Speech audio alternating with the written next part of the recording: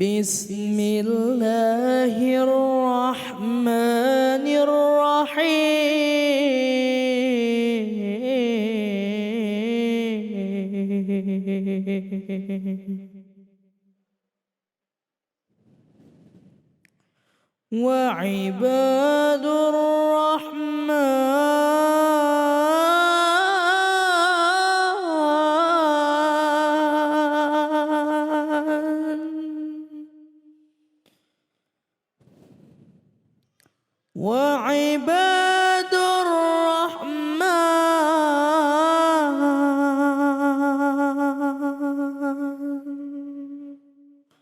وكل عبادي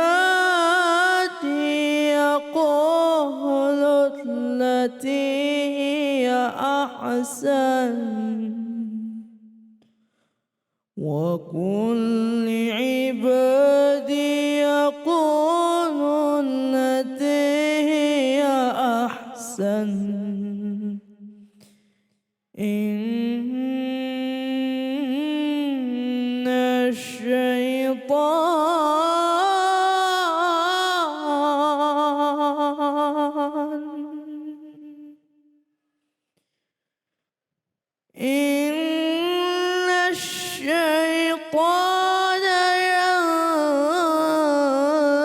ينزغ بينهم إن الشيطان كان للإنسان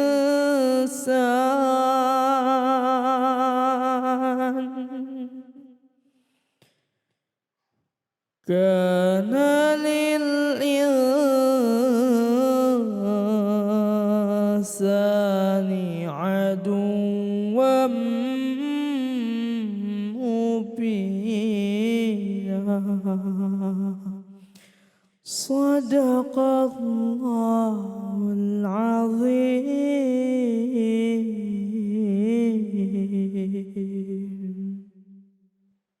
Dengan menyebut nama Allah yang Maha Pengasih lagi Maha Penyayang.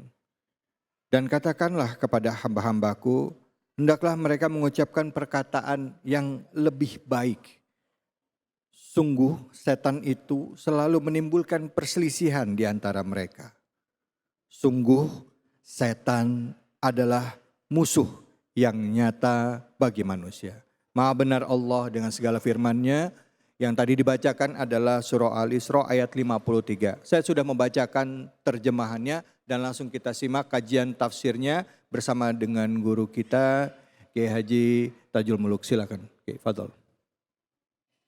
Assalamualaikum warahmatullahi wabarakatuh. Waalaikumsalam warahmatullahi wabarakatuh. Bismillahirrahmanirrahim. Alhamdulillahi rabbil alamin. Allahumma salli wa sallim wa barik ala sayyidina wa maulana Muhammadin wa ala alihi wa sahbihi ajma'in. Rabbi shrah li sadri wa yassir li amri wahlul uqdatam min lisani yafqahu qawli. Amin ya rabbal alamin. Bapak Ibu yang dirahmati Allah Subhanahu wa taala. Tadi kita sudah bersama-sama mendengarkan pembacaan Al-Quran surah Al-Isra ayat 53. Dan nanti kita juga akan membaca, mencari makna dari surah Al-Furqan 63. Beda angka 10.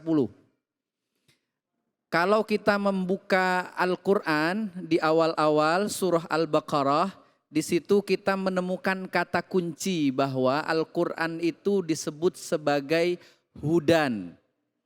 Disebut sebagai apa Bapak Ibu? Hudan. Artinya adalah pedoman, tuntunan.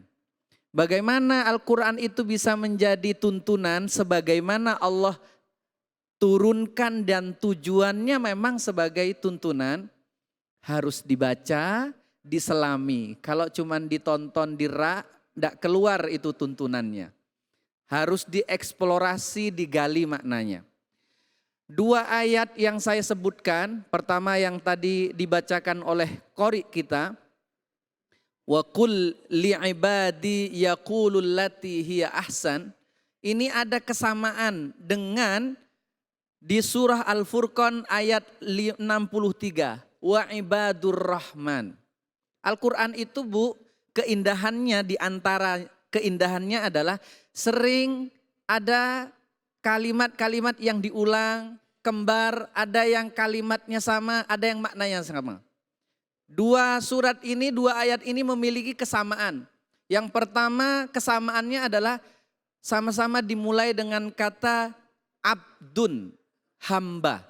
Kalau yang pertama itu, ini kita pasti senang Bu. Kalau kita seandainya oleh Allah kita dengar langsung, ya ibadi wahai hambaku. Senang apa enggak Bu? Kita selama ini berusaha semoga kita termasuk hamba Allah yang soleh. Tapi itu kan kita belum pernah mendapat approvement ACC sama Allah itu. Benar enggak sih kita ini diakui sebagai hamba Allah? Lah ini dipanggilnya Bu, ya ibadi. Kita dipanggil bapak ibu saya, bapak ibu saja dipanggil wahai anakku, senang. Ya kan? Karena dipanggil, didekatkan. Yang kedua wa ibadur rahman, sama juga. Kita ini dipanggil oleh Allah sebagai hamba dari zat yang maha kasih. Ini dua surat, dua ayat yang memiliki kesamaan makna. Yang kedua, kesamaan dan hubungan dari dua ayat ini adalah yang pertama yaqulul lati hiya ahsan, itu ada di surat Al-Isra-nya, sedangkan di Al-Furqannya qalu salama. Apa makna keduanya ini? Makna keduanya ini adalah tentang bagaimana Allah memberikan tutorial kepada kita, memberikan pengajaran kepada kita bagaimana kita berkomunikasi. Ibu-ibu dan bapak-bapak, kita komunikasikan lintas level, lintas latar belakang. Ada kadang yang setara pendidikannya dengan kita, ada yang setara latar belakang sosialnya, ada juga yang tidak. Maka Al-Quran ini oleh Allah Subhanahu wa ta'ala khususnya di dua ayat ini memberikan tutorial kepada kita, tata cara kepada kita bagaimana kita berinteraksi dengan macam-macam orang, terutama dalam kasus orang-orang yang ngebully. Ibu-ibu dan bapak-bapak, ayat tadi yang dibaca itu punya latar belakang. Yang dibully nggak main-main Bu. Yang dibully mantan preman. Siapa itu? Umar ibnil Khattab radhiyallahu anhu. Itu kalau Sayyidina Umar itu diriwayatkan dalam sebuah kitab tafsir itu Sayyidina Umar udah gedek banget itu Bu. Udah dipites saja sama Sayyidina Umar. Tapi Allah Subhanahu wa ta'ala cara ngelus Sayyidina Umarnya itu diturunkanlah ayat ini. Wahai hambaku. Gimana nggak adem kita Bu? Kalau kita dengar begitu kan, lagi capek-capeknya gitu ya. Lagi capek-capeknya tiba-tiba kita seolah-olah dipanggil oleh Allah, wahai hambaku. Apa yang disuruh? Yang disuruh oleh Allah Subhanahu wa ta'ala, yaqulul lati hiya ahsan. Ngomong baik-baik saja. Ngomong baik-baik saja. Nanggepin mereka baik-baik saja. Sebab apa? Sebab di sini Allah kasih tahu alasannya. Inna syaitana yanzaghu bainahum.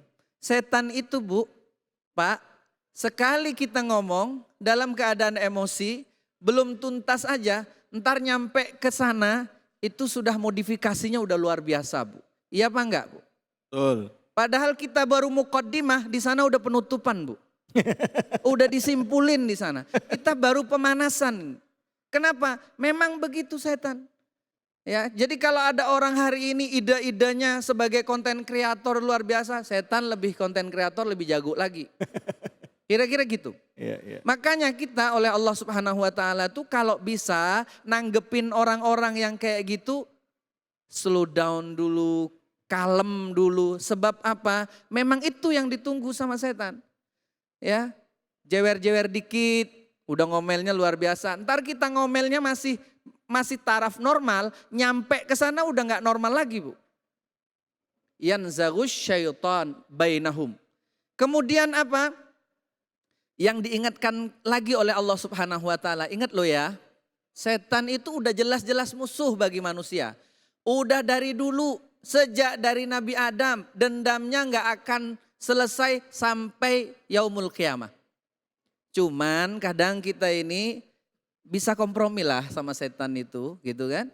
Walaupun nggak ngaku, tapi kan kita kadang-kadang ngagenin setan juga gitu ya. Kadang-kadang. Gimana ya Ustaz? kan? Ngagetin setan kenapa? Ngagen, jadi agennya. Oh, agennya Jadi setan. agennya. Iya, setannya sampai kaget Bang David. Kenapa? Kok udah pinter dia, belum gua apa-apain gitu. Udah begitu tuh. Iya. Iya kan? Wah, ini agen udah bisa dilepas nih. Kira-kira begitulah sama setan itu. Kenapa? Karena setan udah nggak mentoring dia lagi. Kita tadi briefing, ini tanpa briefing kita. Jadi setan itu cuman trigger aja ya? Trigger Cuman aja. mancing doang? Iya, kadang cuman liatin tuh. Gitu doang, Iya. kita udah jalan. Iya. Seringkali begitu. Baik, kita kembali lagi, sekali lagi. Ada ciri yang Allah tanamkan harusnya gitu. Allah ini lembut-lembut sama kita.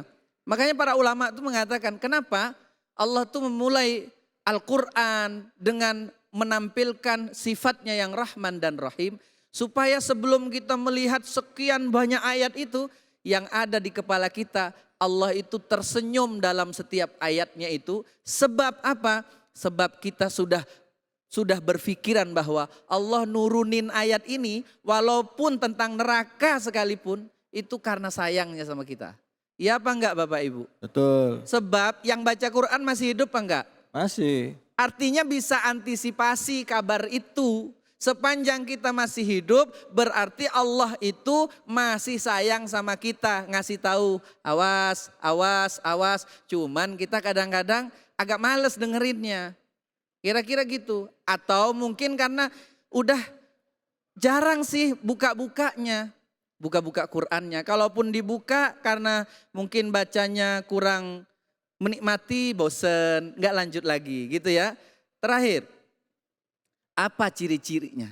Allah itu menyarankan kepada kita. Kalau kita misalnya dipanggil sama Allah, ya ibadi, ya. Apa kata Allah? Alladzina yamshuna 'alal ardi hauna. Jadilah orang yang biasa-biasa saja supaya tidak mancing konflik, tidak mancing keributan. Sebab gaya yang berlebihan seringkali itu dikomentari oleh orang lain. Kira-kira begitu. Baik, terima kasih banyak Ustadz. Silakan yang mau bertanya, Ibu, Bapak. Ya, Ibu silakan. Nama kami Bayi Nur Tohayati. Ya, baik. Kami dari Lombok. Oh, dari Lombok, siap. Kebetulan kami main di putra putri kami di sini. Siap, silakan Ibu. Yang ingin kami tanyakan, mungkin tadi ada kaitannya dengan anak adalah cerminan orang tuanya, dari orang tuanya. Tetapi banyak kasus terjadi ini, tidak bisa kita menutup mata. Di tengah-tengah kita banyak kejadian seperti pelecehan seksual terhadap anak, bahkan di bawah umur. Nah, bagaimana akan nyambung jadinya orang tua menjadi panutan buat anak-anak. Sementara mereka di keluarganya sendiri, pelakunya adalah yang terdekat dari mereka. Ya. Misalnya bapaknya, kakeknya, pamannya. Itu tidak bisa kita menutup mata kita dan mendengar sering kejadian itu terjadi. Oleh karena ini yang ingin tanyakan adalah Bapak Ustadz, bagaimana caranya seorang orang tua sebelum ada terjadi di keluarga-keluarga berikutnya untuk membentengi keluarga-keluarga seluruh Indonesia ini supaya tidak terjadi lagi hal seperti itu. Masya Allah, baik. Barangkali ini saja yang bisa kami tanyakan, kurang lebihnya kami mohon maaf. Billahi taufiq wal hidayah. Assalamualaikum warahmatullahi wabarakatuh. Waalaikumsalam warahmatullahi wabarakatuh. Masya Allah, pertanyaan Ibu nih dari Lombok datang ke sini. Makasih Ibu ya. Silakan Ustadz dari Jogja. Jauh ya Bu dari Lombok sama dari Jogja. Baik, kita ketemunya di Jakarta. Jakarta. Silakan Ustadz langsung Baik, dijawab. terima kasih. Bapak Ibu yang saya hormati. Tidak semua orang tua itu punya kesiapan mental menjadi orang tua. Sebagaimana kadang suami juga kadang tidak siap mentalnya menjadi suami. Sebab apa? Sebab untuk kita pindah dari satu tahap ke tahap yang lain, idealnya itu kita perlu persiapan. Kita melihat hari ini fenomena di masyarakat, ada pernikahan dini, ada perceraian dini dan lain sebagainya. Sebab edukasi tentang keluarga itu memang belum menyeluruh. Ya. Belum menyeluruh. Bagaimana ada orang menikah tanpa kesiapan mental. Padahal ketika dia menikah dia sudah berubah status. Menjadi orang yang bertanggung jawab di keluarganya. Kalau punya anak, dia punya tanggung jawab untuk anak-anaknya. Kalau pemahaman tersebut belum dimiliki, kalau pemahaman tersebut belum tumbuh, jangan berharap jadi orang tua yang baik. Sebab dia sendiri tidak tahu siapa dirinya. Dan ini kadang kita perlu orang lain. Kita sendiri kadang lalai. Maka kumpul-kumpul seperti ini, ada yang mengingatkan kembali, ada yang mereminder kembali.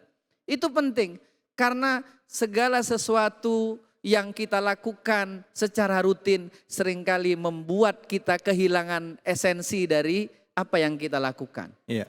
Jadi orang tua kan tiap hari, karena sudah biasa seolah-olah itu bukan amanah, bukan kewajiban. Ngelihat anak enggak sholat, ngelihat anak main game terus, ngelihat anak sekolahnya malas-malesan.